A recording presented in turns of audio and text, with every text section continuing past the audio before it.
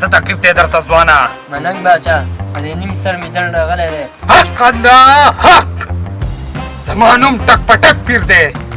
داسې به یې درله دم کړم داسې ټک پټک پخه شي.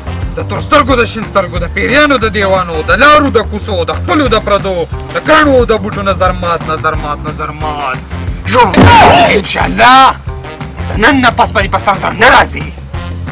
که شکرانه ورکې نو وریکه او که نه ورکې نو زه ورکېږه.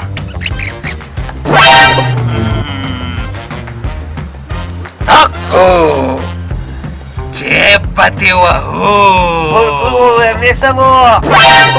څه دي وروره؟ ته خو داسې په سوچ کې ناست یې؟ تا ته خو پته ده که نه اسراره چې زه په یوه بینډۍ نه رښتیا زه په یوه جنۍ مین یم یار. دومره جرګې مې پې وکړې دومره جرګې مې پې وکړې مور پلار یې د څه راړو راکوي نه. په دې کې د پریشانۍ څه خبره ده؟ دلته یو پیر دی ټک په ټک لاړ به شو وله او کار به دې ټک په ټک وشي ټک په ټک. لکه دا څه وې ټک په ټک به مې کار وشي. راځه چې ځو هله ټک په ټک. راځه ځوانانو څله راغلي یې؟ پیر صاحب دا ملګری مې راوستی دی د جینۍ مسله یې ده ما چې دا وله حل کوي. اشک معلومیږي په جنۍ مینې.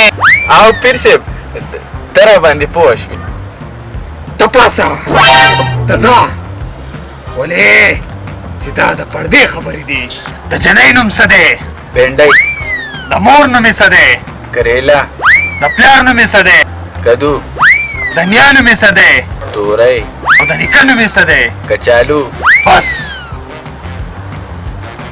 د خاندان نوم یې راته معلوم شو.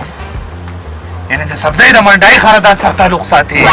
تعویض به درله درکمه او د بینډو په پټي کې به یې ښخ کې او جنۍ به درپسې په خپله راځي. ولې چې زما نوم ټک په ټک پیر دی ټک په ټکو. پیر صاحب 100 روپۍ شکرانه شوه. هلکه بالټیا پوره 15,000 روپۍ دې واهله. 15,000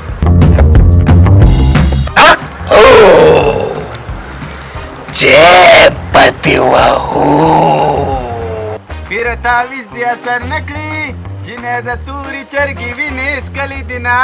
خان دی هلکه ډېر خوشحاله وي. خوشحاله نه مړه ده تیسر سړیه. ولې ما خو که کار دې وشو. کار وران شو. څنګه وشو؟ څنګه وران شو؟ دا خو ټک په ټک پیرو ما وې که ټک په ټک دې کار وشو. مړه تا چې هغه تعویض کړی وه پیر له چې دې بولم د خدای تعالی بني آدمه مړه کار ټول وران شو. جنۍ ولچاله ورکړه. لکه دا ځو پسې نه چې ټک په ټک علاج وکړو. راځه چې ټک په ټک یې ووهو چې دا اړه پېښ کړم. هلکه پیر صاحب تاسو دلته ګڼ کپۍ ته ناستئ د خلکو جیبونو والي ته ناستئ. هلکه راځئ سره راږده پې. وای ملا مې درد شو. ملا مې خوږ ده. ملا مې خوږ ده مه ګوره نه. ملا مې خوږ ده. ملا مې خوږ. زه چې په دې علاقه کې دې بیا وینلمه چې په تعویضونو ښځې کېدې ما به ځانه سلور کړې وې سلور.